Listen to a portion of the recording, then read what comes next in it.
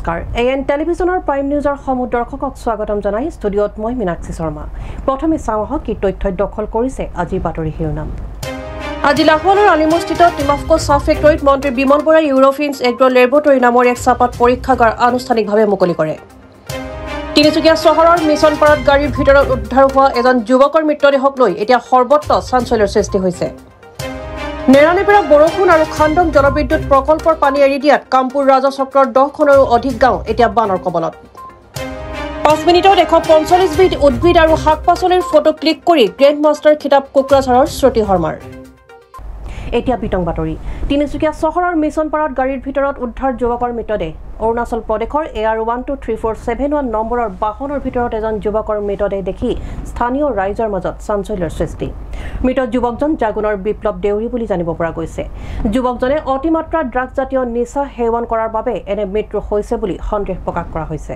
আজি তিনিচুকীয়া চহৰৰ মিছনপাৰা ৰামকৃষ্ণ সেৱা সমিতিৰ সন্মুখত অৰুণাচল প্ৰদেশৰ AR123471 নম্বৰৰ বাহনৰ ভিতৰত এজন যুৱকৰ মৃতদেহ দেখি স্থানীয় ৰাইজৰ মাজত চাঞ্চল্যৰ সৃষ্টি হয় স্থানীয় ৰাজ্যৰ মৃতদেহটি গাড়ীখনৰ ভিতৰত প্ৰত্যক্ষ কৰাৰ পাছতে তাৎক্ষণিকভাৱে আৰক্ষীক খবৰ দিয়ে আৰক্ষীয়ে গাড়ীখন জিম্মাত লৈ মৃত যুৱকজনৰ সন্দৰ্ভত তদন্ত আৰম্ভ কৰিছে মৃত যুৱকজন জাগুনৰ বিপ্লৱ দেউৰী বুলি জানিব পৰা গৈছে আচলতে যুৱকজনে অতিমাত্ৰা ড্ৰাগছ জাতীয় নিচা সেৱন কৰাৰ বাবে এনে মৃত্যু হৈছে বুলি সন্দেহ প্ৰকাশ কৰা হৈছে উল্লেখযোগ্য যে কিছু নথি পত্ৰৰ উপৰিও এই বাহনখনৰ ভিতৰত থকা এটা বেগৰ ভিতৰত এটা চিৰিঞ্জো উদ্ধাৰ কৰা হৈছে ব্যুৰো ৰিপৰ্ট AN টেলিভিছন কেঁচা চাহপাতৰ নিষিদ্ধ কেমিকেল ব্যৱহাৰ কৰাক লৈ বিতৰ্ক চলি থকাৰ মাজতেই 200 বছৰীয়া চাহ উদ্যোগৰ ইতিহাসত ইউৰোফিন্স এগ্ৰো লেবৰেটৰী নামৰ এক চাহপাত পৰীক্ষাগাৰ আজি লাহোৱালৰ আলিমুৰস্থিত টিমেফকো চাহ ফেক্টৰীত আনুষ্ঠানিকভাৱে মুকলি কৰে মন্ত্ৰী বিমল বৰাই অসমৰ গৌৰৱ চাহ খেতি আৰু উদ্যোগৰ প্ৰতি নামি অহা সংকট চৰকাৰে সমাধানত কোনো গুৰুত্ব তথা উদ্যোগ গ্ৰহণ নকৰাৰ সময়ত ক্ষুদ্ৰ চাহ খেতিয়কসকলৰ সমস্যা সমাধানৰ বাবে নিজে আগবাঢ়ি আহিছে বটলিপ টি মেনুফেকচাৰাৰ্ছ এছ'চিয়েশ্যন কেঁচা চাহপাতৰ নিষিদ্ধ কেমিকেল ব্যৱহাৰ কৰাক লৈ বিতৰ্ক চলি থকাৰ মাজতেই ইউৰোফিন্স এগ্ৰো লেবৰেটৰী নামৰ এক চাহপাত পৰীক্ষা কৰা ভ্ৰাম্যমাণ পৰীক্ষাগাৰ এটা ডিব্ৰুগড়ত মুকলি কৰা হয় অসমৰ 200 বছৰীয়া চাহ উদ্যোগৰ ইতিহাসত প্ৰথমটো পৰীক্ষাগাৰ হিচাপে পৰিগণিত এই পৰীক্ষাগাৰে চাহপাতত প্ৰয়োগ কৰা কেমিকেলৰ লগতে ইয়াৰ মানদণ্ড নিশ্চিত কৰিব য'ত মাত্ৰ 24 ঘণ্টাৰ ভিতৰত ক্ষুদ্ৰ চাহ খেতিয়কৰ পৰা বটলিপ ফেক্টৰীয়ে ক্ৰয় কৰা চাহপাতসমূহ এই পৰীক্ষাগাৰতে পৰীক্ষা কৰি প্ৰতিবেদন লাভ কৰিব পাৰিব মন্ত্ৰী বিমল বৰাই আজি লাহোৱালৰ আলিমুৰস্থিত টিমাফকো চাহ ফেক্টৰীত আনুষ্ঠানিকভাৱে মুকলি কৰে এই অত্যাধুনিক পৰীক্ষাগাৰটো অসমৰ চাহ ইণ্টাৰনেশ্যনেলি যথেষ্ট সমাদৰ লাভ কৰি আহিছে আৰু এই চাহৰ গুণগত মানদণ্ড আৰু অধিক উন্নীত কৰিবৰ কাৰণে ভাৰত চৰকাৰৰ টি বৰ্ডে বিভিন্ন ধৰণৰ মাজে সময়ে SOP প্ৰদান কৰি আহিছে আৰু তাৰ ভিতৰত অন্যতম এটা হ'ল যে আমাৰ চাহত ব্যৱহৃত বিভিন্ন ধৰণৰ যিসমূহ পেষ্টিচাইড আছে এইসমূহৰ পৰিমাণো সঠিকভাৱে আমি খেতিয়কসকলে প্ৰয়োগ কৰিছে নে নাই এই বিষয়টো সজাগতা সৃষ্টি কৰিবৰ কাৰণে বিভিন্ন ধৰণৰ তেনেকুৱা বিধি নিৰ্দেশনা আছে কিন্তু আমাৰ হাতত টি টেষ্টিং লেবৰেটৰী নথকাৰ কাৰণে যথেষ্ট আমি সমস্যাৰ সন্মুখীন হৈ আহিছোঁ তাৰ কাৰণে মেডটিও কেতিয়াবা অকশ্যনত বিক্ৰী নোহোৱাকৈ পৰি থাকিব লগা হৈছে যাৰ প্ৰভাৱ আমাৰ চাহ খেতিয়কসকলৰ ওপৰত পৰে সেইকাৰণে অসম বটলিপ টি মেনুফেকচাৰ এছ'চিয়েশ্যনে এটা ইউৰোফিন্স নামৰ কোম্পানীৰ লগত বুজাবুজি কৰি চাহ এটা পৰীক্ষাগাৰ মেডটি আৰু গ্ৰীণলিফ পৰীক্ষাগাৰ ইয়াতে আজি স্থানত আনি সংস্থাপন কৰিছে যাৰ জৰিয়তে আমাৰ ক্ষুদ্ৰ চাহ খেতিয়কসকলৰ পাত সংগ্ৰহ কৰি সেই পাতত কিমান কি পৰিমাণৰ দ্ৰব্য আছে সেই কথা জানিব পৰা যাব আৰু তাৰ লগে লগে মেডটি পৰীক্ষাৰ জৰিয়তে আমাৰ বিভিন্ন যি বজাৰ আছে বিশেষভাৱে বিদেশৰ যিসমূহ বজাৰ সেই বজাৰসমূহৰ বায়াৰ্ছসকলে কেনেধৰণৰ চাহ বিচাৰে আৰু কেনেধৰণৰ চাহত কি পৰিমাণৰ কোনবিলাক কণ্টেইন থাকিলে সেই বজাৰ সমাদৰ লাভ কৰিব পৰা যায় তেনেকুৱা ধৰণৰ ইনফৰমেশ্যনো এই পৰীক্ষাগাৰৰ পৰা আমাৰ বটলিপ মেনুফেকচাৰৰ পাবৰ কাৰণে সক্ষম হ'ব আজি এইটো আমাৰ বটলিপ টি মেনুফেকচাৰ এছ'চিয়েশ্যনে আনুষ্ঠানিকভাৱে এইটো উদ্বোধন কৰিছে আজি মোলৈ তালৈ নিমন্ত্ৰণ জনাই আনিছিলে মই আজি এই অনুষ্ঠানত উপস্থিত থাকি ক্ষুদ্ৰ চাহ খেতিয়ক বটলিভ মেনুফেকচাৰ এছ'চিয়েশ্যনৰ এই দীৰ্ঘদিনৰ এটা সমস্যা সমাধানৰ কাৰণে যি পদক্ষেপ গ্ৰহণ কৰিছে মই ভাবোঁ পৰৱৰ্তী অনাগত দিনত এই ক্ষেত্ৰত সফল কাম হ'ব পাৰিব। চাহ খেতিত কীটনাশক প্ৰয়োগেৰে উৎপাদিত চাহৰ মান হ্ৰাস আৰু স্বাস্থ্যৰ প্ৰতি প্ৰত্যাহ্বান সৃষ্টি কৰাৰ অভিযোগ তথা চাহ নিলামত চাহৰ মূল্য হ্ৰাস হোৱাৰ দোষ বটলিভ ফেক্টৰীলৈ জাপি দিয়াৰ পাছতে তীব্ৰ সংঘাত সৃষ্টি হৈছিল। ভাৰতীয় টি বোৰ্ড আৰু বটলিভ ফেক্টৰীৰ মাজত সৃষ্টি হোৱা সংঘাতৰ পৰিণাম ৰাজ্যৰ লাখ লাখ ক্ষুদ্ৰ চাহ খেতিয়কসকলে ভুগিছিল। উল্লেখযোগ্য যে চাহ বাগানত বৃদ্ধি পোৱা কীট-পতংগৰ আক্ৰমণৰ পৰা ৰক্ষা কৰিবলৈ প্ৰয়োগ কৰা বিভিন্ন ৰাসায়নিক ঔষধৰ উপস্থিতি ধৰা পৰিছিল। কৃষকে চাহ বাগানত ব্যৱহাৰ কৰা ৰাসায়নিক পদাৰ্থৰ উপস্থিতি কেঁচা চাহপাততো ধৰা পৰিছিল। এজোপা চাহ গছত ধৰা পৰা মাৰাত্মক কীট-পতংগবোৰ নাশ কৰিবলৈ যিবোৰ ঔষধ ব্যৱহাৰ কৰা হয় তাৰ প্ৰভাৱ চাহ গছত বা পাতত 10 পৰা 15 দিন পৰ্যন্ত থাকে। এই চাহ যেতিয়া মানুহৰ দেহলৈ যায় ই হৈ পৰে মানুহৰ শৰীৰৰ বাবে মাৰাত্মক। বটলিভ ফেক্টৰীৰ দ্বাৰা উৎপাদিত চাহত এইবোৰ কাৰণতে অত্যাধিক ৰাসায়নিক পদাৰ্থৰ উপস্থিতি ধৰা পৰিছিল। ফলত ক্ষুদ্ৰ চাহ খেতিয়কৰ পৰা কেঁচা পাত ক্ৰয় নকৰাৰ সিদ্ধান্ত গ্ৰহণ কৰি বটলিভ টি মেনুফেকচাৰাৰ্ছ এছ'চিয়েশ্যনে যোৱা 1 জুনৰ পৰা কেঁচা চাহপাত ক্ৰয় নকৰাৰ সিদ্ধান্ত লোৱাত ৰাজ্যৰ 2 লক্ষাধিক চাহ খেতিয়কৰ লগতে 3 শতাধিক বটলিভ চাহ ফেক্টৰীৰ স্বত্বাধিকাৰীৰ মাজত হাহাকাৰ পৰিস্থিতিৰ সৃষ্টি হৈছিল। অৱশেষত এই সংঘাতৰ অৱসানৰ পথত অসমৰ খেতিয়ক আৰু অসমৰ জনসাধাৰণক এটা অনুৰোধ কৰিব বিচাৰিছোঁ যে আমাৰ বটলিভ যিখন মেনুফেকচাৰ ফেক্টৰীৰ মালিকসকল অনাৰ যিসকল এছ'চিয়েশ্যনে আজি এইটো ফেক্টৰী নিজে কিনি আনিব লগা হৈছে যে বাৰে বাৰে তেখেতসকলে চৰকাৰক অনুৰোধ বিনোধ কৰাৰ পিছতো অনুনয় বিনোদন কৰাৰ পিছতো চৰকাৰে এটা 30 লাখ টকীয়া এটা লেব টেষ্টিং মেচিন হয়তো দিব নোৱাৰিলে।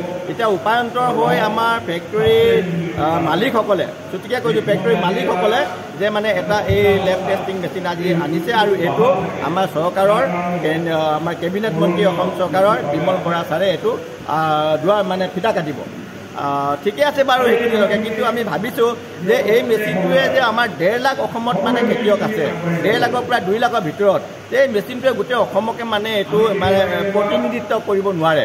অকল ডিব্ৰুগড় আৰু তিনিচুকীয়াকো মানে ইয়াক এইটো গোটেই এই মেচিনটোৱে যে কাম কৰিব পাৰিব যে ইমানখিনি খেতিয়ক আছে যে এইটোৱে মেচিনৰ দ্বাৰা এটা সম্ভৱ নহ'ব। তথাপি যে তেখেতসকলে ইমানখিনি কৰিছে তাৰ কাৰণে আমি বটলিভ এছ'চিয়েশ্যনৰ ফেক্টৰীক আমি ধন্যবাদ জনাইছোঁ। কিন্তু আমি ভাবিছোঁ যে অলপ মানে তেখেতসকলৰ যিটো ইয়াত মেড টি আৰু গ্ৰীণ টি দুইটাই লেব টেষ্টিং হ'ব বুলি ভাবিছোঁ, বেন কেমিকেল আছেনে নাই। গতিকে এইটো ফালৰ পৰা আমাৰ বিশেষকৈ ডিব্ৰুগড় আৰু তিনিচুকীয়া অলপ খেতিয়কে নিশ্চয় মানে আংশিক হ'লেও ইয়াৰ পৰা ছল্ভ হ'ব। কিন্তু চৰকাৰে আজি এই কথাটোতে এটা মন্ত্ৰী মহোদয় আহিছে যদি তেওঁ এটা নিজৰ উপলব্ধি কৰিছে যে আমি অনুৰোধ কৰিছোঁ যে অসমৰ আমাৰ ক্ষুদ্ৰ চাহ খেতিয়কৰে পইচা আছে 180 কোটি প্ৰায়, যে এইটো 30 লাখৰহে মূল্য। তো তেনেকৈ ধৰণৰ 50 লাখ খেতি আমাৰ পইচাৰ পৰাই মানে এইটো কিনি দিব পাৰে যদি সৎ ইচ্ছা থাকিলেহেঁতেন। মই ভাবোঁ যে বৰ্তমান অসম চৰকাৰৰ অলপ মানে ইয়াত সৎ ইচ্ছাটো একেবাৰে নাই। যদি আজি আমাৰ ইণ্ডাষ্ট্ৰিয়েল কমাৰ্চ মিনিষ্টাৰ আহিছে এতিয়া ৰাজহুৱা অনুষ্ঠানত আমি তেখেতক অনুৰোধ কৰিছোঁ ফৰ্মেলি, ভাবিছোঁ যে যদি ইচ্ছা কৰে তেওঁ এনেকুৱা মেচিন আমাৰ পইচাৰে চৰকাৰ পইচা নালাগে আমাৰ ডিপজিট থকা পইচাৰে মানে প্ৰায় 50-60টা মেচিন কিনিব পাৰে। গতিকে আমি আপোনালোকৰ জৰিয়তে তেওঁক এইটো অনুৰোধ কৰিছোঁ। Bureau report AN television. আহিছোঁ পৰৱৰ্তী বাতৰিলৈ। নেৰানেপেৰা বৰষুণ আৰু খাণ্ডক জলবিদ্যুৎ প্ৰকল্পৰ পানী এৰি দিয়াৰ ফলত এটা মাহতে দুবাৰকৈ কামপুৰ ৰাজহ চক্ৰৰ 10খনৰো অধিক গাঁও এতিয়া বানৰ কবলত। কামপুৰ যমুনামুখ চাংচকী কাৰ্বি আংলং সংযোগী পথৰ ওপৰেদি পানী বাগৰাৰ ফলত যাতায়াতৰ ব্যৱস্থা ব্যাহত হৈ পৰাৰ উপৰিও বহু পৰিয়ালৰ বাসগৃহত পানী সোমোৱাৰ ফলত নিৰাপদ স্থানলৈ গতি কৰিছে বৰ্ণাঢ্য। দ্বিতীয়টো বানৰ কবলত কামপুৰৰ বিভিন্ন অঞ্চল। নেৰানেপেৰা বৰষুণ আৰু খাণ্ডং জলবিদ্যুৎ প্ৰকল্পৰ পানী এৰি দিয়াৰ ফলত এটা মাহতে দুবাৰকৈ কামপুৰ ৰাজহ চক্ৰৰ 10খনৰো অধিক গাঁও বানৰ কবলত পৰিছে।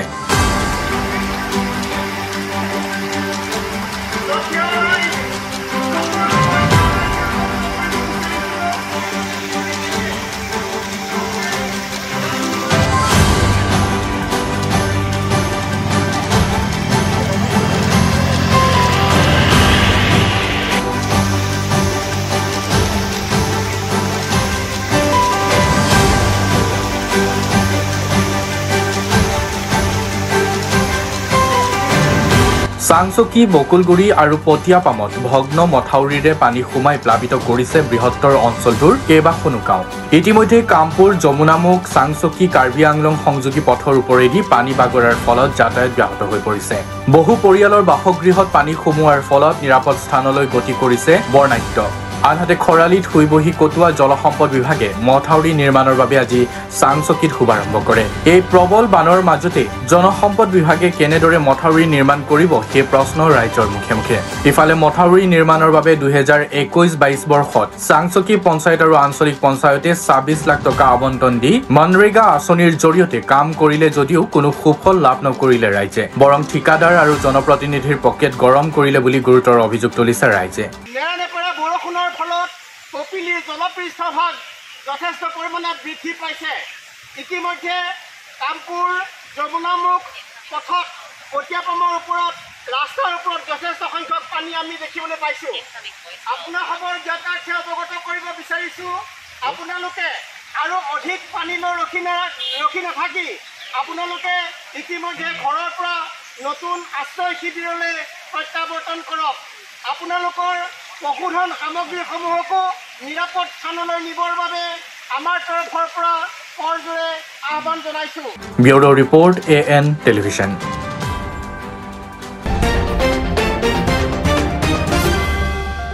বিগত কেইবাদিন ধৰি হোৱা নেৰানেপেৰা বৰষুণৰ ফলত উফন্দি উঠিছে গৌৰাং নৈৰ পানী। নৈখনৰ বাঢ়নি পানীয়ে সৃষ্টি কৰিছে গৰাখহনীয়াৰ তাণ্ডৱ।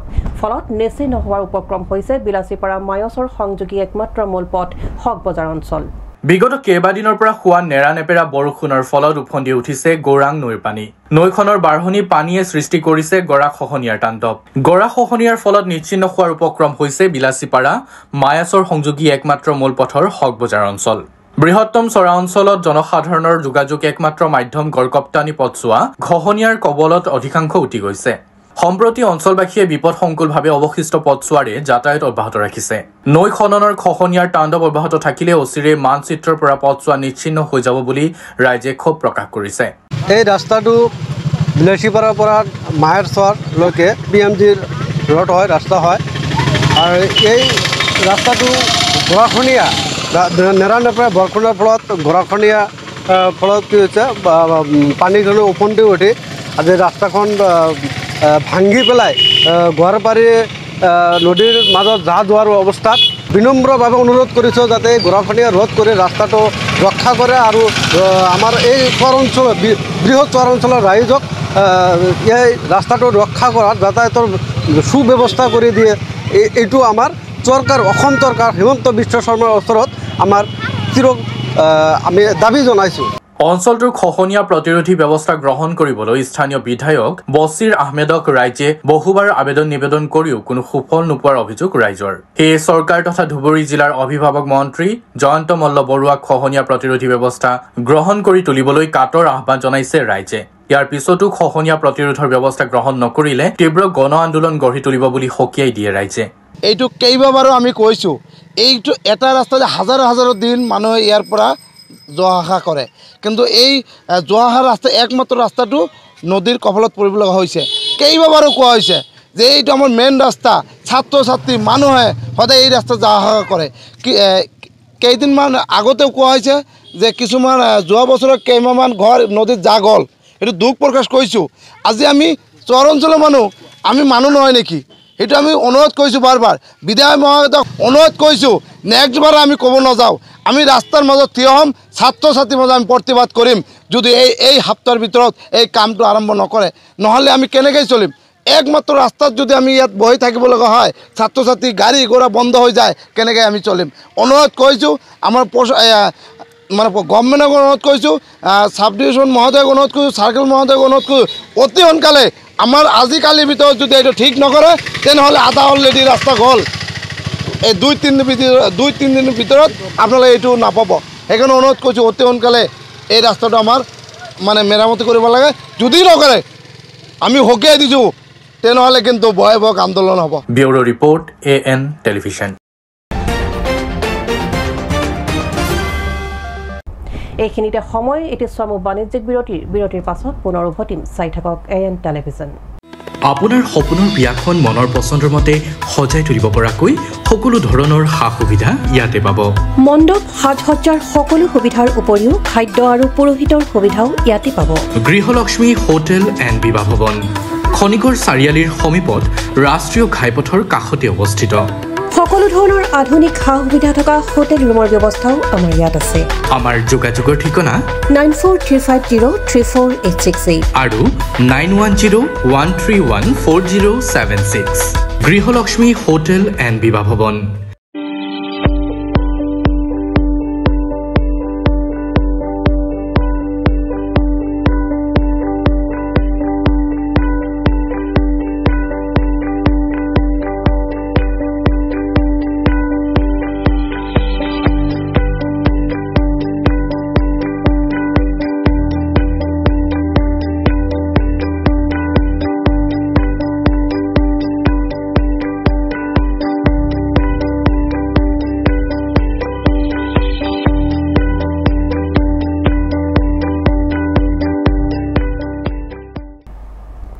উভতি আহিছো পুনৰ বাতৰিৰ মাজলৈ পশ্চিমবংগৰ ৰঙাপানী ষ্টেচনত সোমবাৰে পুৱা সংঘটিত ৰেল দুৰ্ঘটনাত দুগৰাকী ৰেল কৰ্মচাৰীসহ 9জন লোকৰ মৃত্যু হোৱাৰ লগতে 41জন লোক আহত হয় নিউ জলপাইগুৰি ৰেল ষ্টেচনৰ সমীপত শিয়ালদহলৈ গৈ থকা কাঞ্চনজংঘা এক্সপ্ৰেছ আৰু এখন মালবাহী ৰেলৰ মাজত হোৱা সংঘৰ্ষৰ ফলত এই দুৰ্ঘটনা সংঘটিত হয় পশ্চিমবংগৰ ৰঙাপানী ষ্টেচনত সোমবাৰে পুৱা সংঘটিত ৰেল দুৰ্ঘটনাত দুগৰাকী ৰেল কৰ্মচাৰীসহ 9জন লোকৰ মৃত্যু হোৱাৰ লগতে 41জন লোক আহত হয় নিউ জলপাইগুৰি ৰেল ষ্টেচনৰ সমীপত শিয়ালদাহলৈ গৈ থকা কাঞ্চনজংঘা এক্সপ্ৰেছ আৰু এখন মালবাহী ৰেলৰ মাজত হোৱা সংঘৰ্ষৰ ফলত এই দুৰ্ঘটনা সংঘটিত হয় ৰেল বিভাগৰ সূত্ৰই জনোৱা অনুসৰি মালবাহী ৰেলখন ছিগনেল পোৱাৰ আগেয়ে ৰাওনা হয় আৰু কাঞ্চনজংঘা এক্সপ্ৰেছৰ পাছফালে খুন্দা মাৰে দুৰ্ঘটনা সংঘটিত হোৱাৰ লগে লগে ৰাষ্ট্ৰীয় দুৰ্যোগ ব্যৱস্থাপনা বিভাগৰ দলে যাত্ৰীসকলক উদ্ধাৰ কৰে দুৰ্ঘটনাটোত ৰেলখনৰ ক্ষতিগ্ৰস্ত নোহোৱা দবাসমূহ মালদালৈ ৰাওনা হয় ইপিনে কেন্দ্ৰীয় ৰেল মন্ত্ৰী অশ্বিনী বৈষ্ণৱে দুৰ্ঘটনাস্থলীত উপস্থিত হৈ ঘটনাৰ বুজ লয় ইফালে প্ৰধানমন্ত্ৰী নৰেন্দ্ৰ মোদীয়ে প্ৰধানমন্ত্ৰীৰ ৰাষ্ট্ৰীয় সাহায্য পুঁজিৰ পৰা প্ৰতিগৰাকী নিহতৰ নিকটাত্মীয়লৈ 2 লাখ টকা আৰু আহতসকললৈ 50,000 টকাৰ এককালীন সাহায্যৰ বিষয়েও ঘোষণা কৰিছে আনহাতে ভাৰতীয় ৰেলৱে দুৰ্ঘটনাত নিহতৰ নিকটাত্মীয়লৈ 10 লাখ গুৰুতৰভাৱে আঘাতপ্ৰাপ্ত সকললৈ 2.5 লাখ আৰু সামান্যভাৱে আহত লোকসকলক 50,000 টকাৰ সাহায্য প্ৰদান কৰা হ'ব বুলি কেন্দ্ৰীয় মন্ত্ৰী অশ্বিনী বৈষ্ণৱে ঘোষণা কৰে নিউজ ডেস্ক AN টেলিভিছন আহিছো অন্য এক বাতৰিলৈ এক অভিনৱ অভিলেখ লাভ কৰিবলৈ সক্ষম হৈছে কোকৰাঝাৰৰ শ্ৰুতি শৰ্মাই আইফোন 15ৰ সহায়ত 5 মিনিটত 145 বিধ উদ্ভিদ আৰু শাক-পাচলিৰ ফটো ক্লিক কৰিবলৈ সক্ষম হোৱাৰ বাবে শ্ৰুতি শৰ্মালৈ গ্ৰেণ্ড মাষ্টাৰ কিতাপ প্ৰদান কৰাৰ লগতে এছিয়া বুক অফ ৰেকৰ্ডছতো নাম সন্নিৱিষ্ট কৰিছে কোকৰাঝাৰ চহৰৰ জেডি ৰোড নিবাসী তথা BBAৰ দ্বিতীয় ষান্মাসিকৰ ছাত্ৰী শ্ৰুতি শৰ্মাই 5 মিনিটত সৰ্বাধিক সংখ্যক অনলাইন মাধ্যমৰ ফটো ক্লিক কৰি এছিয়া বুক অফ ৰেকৰ্ডছত নিজৰ নাম সন্নিৱিষ্ট কৰি কোকৰাঝাৰ চহৰৰ লগতে সমগ্ৰ BTRবাসীলৈ গৌৰৱ আৰু সুনাম কঢ়িয়াই আনিবলৈ সক্ষম হৈছে শ্ৰুতি শৰ্মাই maximum photographs of প্লান্টছ and vegetables বিষয়ত 2025ৰ অধীনত সৰ্বাধিক ফটো ক্লিক কৰি উক্ত অভিলেখ গঢ়িবলৈ সক্ষম হয় এপল আইফোন 15ৰ সহায়ত 5 মিনিটত 145 বিধ উদ্ভিদ আৰু শাক-পাচলিৰ ফটো ক্লিক কৰিবলৈ সক্ষম হোৱা শ্ৰুতি শৰ্মালৈ গ্ৰেণ্ড মাষ্টাৰ খিতাপ প্ৰদান কৰাৰ লগতে শ্ৰুতি শৰ্মাই এছিয়া বুক অফ ৰেকৰ্ডছতো নাম সন্নিৱিষ্ট কৰিছে উল্লেখ্য যে শ্ৰুতি শৰ্মা কোকৰাঝাৰ চহৰৰ জেডি ৰোড নিবাসী ৰাহুল শৰ্মা আৰু চান্দিনী শৰ্মাৰ সুযোগ্য কইনা আৰু শ্ৰুতি বৰ্তমানে বেংগালুৰুস্থিত খ্ৰীষ্ট বিশ্ববিদ্যালয়ৰ BBAৰ দ্বিতীয় ষান্মাসিকত অধ্যয়নৰত लाइक 2021 में लाइक मेरे भैया ने भी लाइक अप्लाई किया था फॉर 30 मिनट्स तो लाइक उसको लाइक 1 मंथ पहले एक मेल आया कि लाइक तुमने ही ये स्टार्ट किया था तो लाइक फॉर 5 मिनट्स बहुत सारा रजिस्ट्रेशन फॉर्म आया है कि लाइक अप्लाई करने के लिए तो लाइक उस वे में लाइक उसने लाइक फॉर्म फिलअप किया फॉर 5 मिनट्स में तो लाइक मैंने क्लिक किया था 157 फ़ोटोज़ तो उसमें से लाइक 15 या 12 ऐसे फ़ोटोज़ रिजेक्ट हो गए थे तो final was 145 in 5 minutes. I am from Assam so like I want to promote my like greenery and everything so like in my home only there are so many of plants and everything so it was very good. अभी like मैं class 4 to 12 I was in Realty Public School Kokrajhar so after that like I went Bangalore I'm in Christ University I'm doing BBA currently like I'm in 3rd year. Bureau Report AN Television. সমগ্ৰ ৰাজ্যৰ লগতে পবিত্ৰ ঈদ উল আজহা উপলক্ষে সিলবাৰী আঞ্চলিক ঈদগাহ ময়দানত সহস্ৰাধিক লোকে মছজিদতে সম্পন্ন কৰিলে ঈদ উল আজহাৰ নামাজ প্ৰতিকূল বতৰকো নেওচি পবিত্ৰ ঈদ উল আজহাৰ সমূহীয়া নামাজ আদায় কৰি বিশ্ববাসীৰ বিশ্ব শান্তিৰ বাবে আল্লাহৰ ওচৰত দোৱা কৰে ইছলাম ধৰ্মাৱলম্বী লোকসকলে সমগ্ৰ ৰাজ্যৰ লগতে পবিত্ৰ ঈদ উল আজহা উপলক্ষে চিলবাৰী আঞ্চলিক ঈদগাহ ময়দান সুন্দৰকৈ সজাই পৰাই তোলা হৈছিল সমূহীয়া ঈদৰ নামাজ পঢ়িবলৈ। শিলবাৰী আঞ্চলিক ঈদগাহ ময়দানত সমূহীয়া ঈদৰ নামাজৰ সময় আছিল ৰাতিপুৱা 8:30 কিন্তু পুৱাৰ পৰাই মুছলধাৰ বৰষুণৰ বাবে বাতিল কৰা হৈছিল সমূহীয়া ঈদৰ নামাজ। ঈদগাহ কমিটিৰ এক সিদ্ধান্ত মৰ্মে শিলবাৰী অঞ্চলত থকা প্ৰতিটো গাঁৱৰ মছজিদতে ঈদৰ সমূহীয়া নামাজ আদায় কৰা দেখা পোৱা গ'ল। প্ৰতিকূল বতৰকো নেওচি পবিত্ৰ ঈদ উল আজহাৰৰ সমূহীয়া নামাজ আদায় কৰি বিশ্ববাসীৰ বিশ্ব শান্তিৰ বাবে আল্লাহৰ ওচৰত দোৱা কৰে ইছলাম ধৰ্মাৱলম্বী লোকসকলে। Bureau report AN television. আজিৰ শেষৰটো বাতৰি। পেৰিছ অলিম্পিক গেমছ 2024 বাতৰি পৰিৱেশন কৰাৰ বাবে আন্তঃৰাষ্ট্ৰীয় অলিম্পিক কমিটিৰ পৰা স্বীকৃতি লাভ কৰিছে অসম কন্যা তথা জ্যেষ্ঠ ক্ৰীড়া সাংবাদিক ফটোগ্ৰাফাৰ গীতিকা তালুকদাৰে। ক্ৰীড়া ক্ষেত্ৰখনত মহিলা সাংবাদিক আৰু ফটোগ্ৰাফাৰসকলক অনুপ্ৰাণিত কৰাৰ লক্ষ্যৰে আন্তঃৰাষ্ট্ৰীয় অলিম্পিক কমিটিয়ে গীতিকা তালুকদাৰক এই স্বীকৃতি প্ৰদান কৰিছে। পেৰিছ অলিম্পিক গেমছ 2024 বাতৰি পৰিৱেশন কৰাৰ বাবে আন্তঃৰাষ্ট্ৰীয় অলিম্পিক কমিটিৰ পৰা প্ৰত্যক্ষ স্বীকৃতি লাভ কৰিছে অসম কন্যা তথা জ্যেষ্ঠ ক্ৰীড়া সাংবাদিক ফটোগ্ৰাফাৰ গীতিকা তালুকদাৰে। ক্ৰীড়া ক্ষেত্ৰখনত মহিলা সাংবাদিক আৰু ফটোগ্ৰাফাৰসকলক অনুপ্ৰাণিত কৰাৰ লক্ষ্যৰে আন্তঃৰাষ্ট্ৰীয় অলিম্পিক কমিটিয়ে গীতিকা তালুকদাৰক এই স্বীকৃতি প্ৰদান কৰিছে। এনেদৰে প্ৰত্যক্ষ স্বীকৃতি লাভ কৰা অসম কন্যাগৰাকী হৈছে ভাৰতৰ প্ৰথম আৰু একমাত্ৰ মহিলা ফটোগ্ৰাফাৰ। তদুপৰি প্ৰত্যক্ষ স্বীকৃতি লাভ কৰা তালুকদাৰ বিশ্বৰ মাত্ৰ কেইগৰাকীমান ফটোগ্ৰাফাৰৰ ভিতৰত অন্যতম। উল্লেখ্য যে অলিম্পিকৰ দৰে সন্মানীয় ক্ৰীড়া প্ৰতিযোগিতাৰ বা বাতৰি সংগ্ৰহ কৰিবলৈ তালুকদাৰে দ্বিতীয়বাৰৰ বাবে সুযোগ লাভ কৰিছে।